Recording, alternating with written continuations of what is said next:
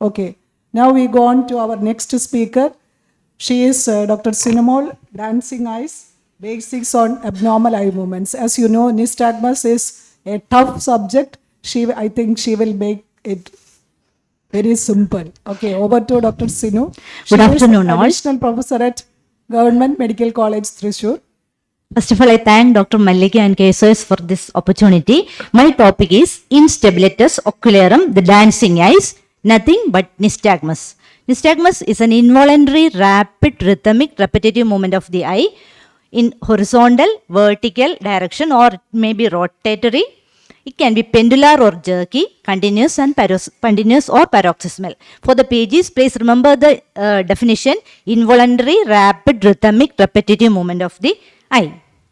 Now, to understand nystagmus, you need to understand these terms, and we'll see one by one. First of all, what do you mean by pursuit and saccade? Okay, this is the basic physiology of tracking eye movement. Smooth pursuit and rapid saccade, and this is the basis of nystagmus also. Pursuit means it's a slow, smooth movement of the eye to keep the moving object in fovea. It's a voluntary movement, whereas saccade is a rapid ballistic movement of the eye to abruptly change the point of fixation. Just let me tell you one example. Just imagine Manju Vaidya is walking from there to here. What all your eyes will do? You will be slow, your eyes will be smoothly following her to keep her in the fovea. Okay? Then suddenly, Aishwarya right there, just there. what all your eyes will do? There will be a rapid ballistic movement of the eye to change point of fixation. So that is pursuit and saccade. Coming to the next term, what do you mean by pendular or jerky? Pendular means it's a sinusoidal oscillation. Sorry, So you can see this video. This is the sinusoidal oscillation, just like your pendulum, with the equal movement in both directions. And there is no corrective saccade. Okay, so we can just say the direction is either horizontal or vertical. Whereas jerky movement means there is slow drift in one direction with corrective saccade. So this is jerky nystagmus. Now, the plane of movement of nystagmus. The nystagmus, the eyes can move in different planes, either in the horizontal plane that we call as horizontal nystagmus, or it can be in the vertical direction, that is vertical nystagmus, or it can be rotatory or torsional. You see that video, you can see the rotational movement of the eye. So that is a torsional nystagmus. Now coming to the next term, you need all these terms to describe the nystagmus. The pages, you should describe the nystagmus based on these terms. So now coming to amplitude of nystagmus. What do you mean by amplitude? Amplitude is the excursion of nystagmus. How much the eye moves. See, this is there is a large movement, more than 15 degree. So that is a large nystagmus. And moderate means 5 to 15 degree. And here you can see fine nystagmus, just less than 5 degrees. So this is a fine nystagmus in one direction. And now coming to the frequency of nystagmus. Frequency means the number of to and fro movements per second. So here also you can see slow nystagmus to right side, 1 or 2 per second, whereas medium means 3 to 4 per second, and fast means more than 5 per second. So this is a fast nystagmus in looking in that direction. Okay, you remember this patient, will come to this later. Now coming to the next term, whether the nystagmus is conjugate or dissociated. Conjugate means it's bilateral and symmetrical. Just simple, it is bilateral and symmetrical in direction, amplitude and frequency. That is conjugate nystagmus. Whereas dissociated means it differs between the two eyes. Okay, now coming to what is manifest and latent nystagmus. Manifest nystagmus is present all the time, just like manifest squint. Whereas latent nystagmus is present only when one eye is covered. You can see that video. See that there is nystagmus in his left eye, and when the cover is removed, this nystagmus will disappear. Okay, so that is latent nystagmus. And there is another term, the manifest latent nystagmus, that is present in all times, but intensity increases when one eye is covered. Okay, now coming to what is oscillopsia. Oscillopsia is a illusion of that objects are moving. You can see it's a very troublesome symptom of nystagmus, but not present in all cases. Okay. Now coming to what is null zone. Null zone, it is very important. This is the position in which nystagmus is minimal, and patient adopts head position to keep eyes in this null zone. And in surgical management of nystagmus, the null zone is centered. Okay, just remember this much. And now we'll see what are the causes for nystagmus. Okay, so etiologically, we can classify nystagmus as physiological nystagmus and pathological nystagmus. Okay, physiological nystagmus means it's a function of the normal oculomotor nerve and the system. So it is normal. It is normal in normal people.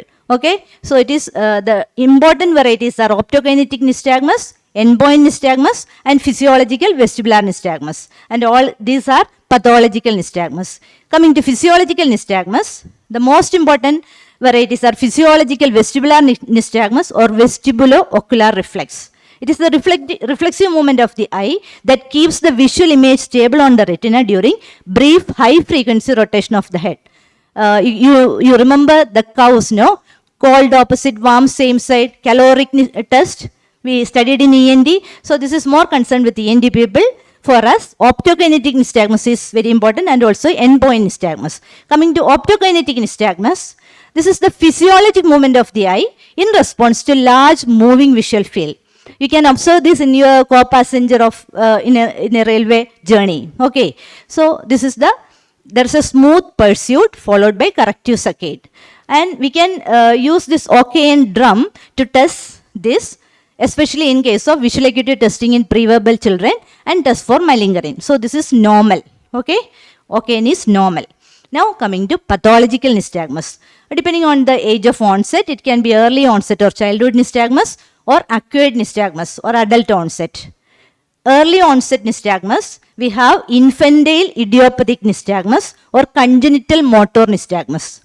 Then sensory nystagmus, latent nystagmus, and spasmus nutans. Latent nystagmus you have already seen. Now coming to the first variety, that is the infantile idiopathic nystagmus or congenital motor nystagmus. This is the most common type we see in children. It is idiopathic. There is no causative abnormality. And the character is, it is horizontal pendular in all directions of gaze. There is null zone. So the patient will adopt head position.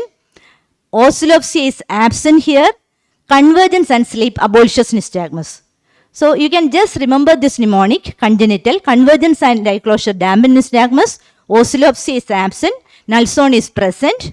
It is horizontal direction nystagmus, pendular, near visual acuity is good. Inversion of OKN is present here. Another character is inversion of OKN, and it abolishes in sleep. Okay. Now coming to the next variety, congenital sensory nystagmus. From the term itself, you know, there is some problem with the sensory pathway. There is sensory deprivation. Nystagmus developing as a result of that. Seen in bilateral mediopacities, congenital cataract, bilateral retinal diseases like retinal coloboma, then bilateral optic nerve abnormalities like optic nerve hypoplasia, optic atrophy, coloboma, and also in albinism. So you have seen albin children, and they are having congenital sensory nystagmus. Now coming to the very interesting variety, this is the spasmus nutans. This is a triad of binocular small amplitude pendular nystagmus associated with the head nodding and abnormal head posture or torticollis. Okay, this manifests at first year of life and resolves by first decade, and usually benign condition, but there will be some reduced visual acuity. Regarding nystagmus of childhood, always think of another important life-threatening DD, that is gliomas. So before you say, this is normal, it's okay, you just order for a neuroimaging, that will be safe. Can I have 2 more minutes? Now,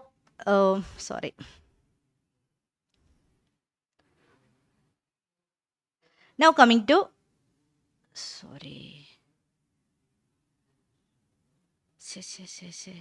very sorry.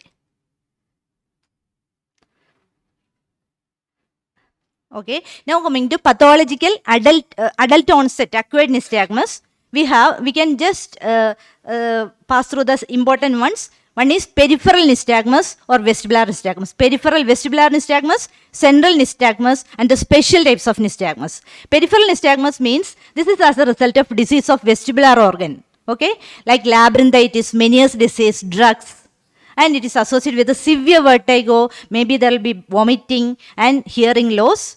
And the character of nystagmus is mixed here. There will be horizontal nystagmus with some torsional components.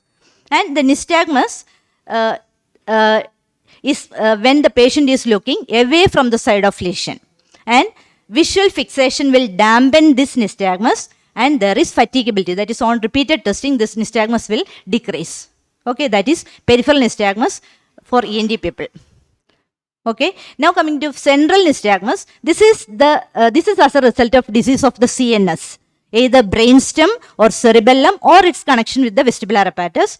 So this is associated with just mild vertigo, and the associated findings are long tract signs and cranial nerve signs. This is central nystagmus, and the character is classically purely horizontal or purely vertical or purely torsional. Okay, just differentiate it from peripheral nystagmus.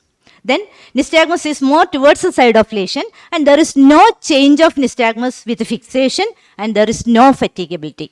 Hope you understood that. Now coming to gaze-evoked nystagmus. This is again a jerky nystagmus in lateral gaze or up gaze. Obeys Alexander's law. Alexander's law is nystagmus increases in amplitude and frequency as the patient looks in the direction of fast phase, and these are the causes. Coming to special types of nystagmus, you have seen this patient, isn't it? This is a very classical Brunn's nystagmus. Okay, this is a bilateral nystagmus with a combination of slow, large amplitude nystagmus towards the side of lesion and rapid, small amplitude nystagmus away from the side of lesion. This is large amplitude, slow nystagmus to that side, and rapid, small amplitude nystagmus away from the side of lesion. This is classical of CP angle tumor and meningioma. That is Brunn's nystagmus. Now coming to upbeat and downbeat nystagmus. Upbeat nystagmus is seen in posterior fossa lesion. You can see that the fast component is towards upside, and cerebellar vermis lesions. Downbeat is just opposite, seen in Chiari malformation, cervicomedullary junction lesions, cerebellar flocculus lesions. Now coming to next interesting variety, that is seesaw nystagmus. This is again a pendular nystagmus. This is one of the questions in today's case. Seesaw nystagmus you will see in suprasellar and parasellar mass lesions, craniopharyngioma. There is intorsion of the elevating eye and extorsion of the descending eye. Okay, it's a pendular nystagmus with intorsion of elevating eye and extorsion of descending eye. Now coming to convergence retraction nystagmus. This is also very interesting. This is typically seen in Perinaud syndrome, the dorsal midbrain syndrome, and you know the features of it. There will be vertical gaze palsy, light near dissociation, and convergence retraction nystagmus. You can just observe that there is vertical gaze palsy, and on up gaze, on attempted at gaze, there is convergence of the globe, retraction of the globe, and there is nystagmus. Then coming to abduction nystagmus. This also we come across in internuclear ophthalmoplegia. This is a dissociated nystagmus. This right eye, it is going for nystagmus. Left eye, lack of adduction. And now left eye is showing nystagmus, and there is lack of adduction in the other eye. This is actually a bilateral internuclear ophthalmoplegia, otherwise called Webino, wall-eyed internuclear ophthalmoplegia, very classical finding.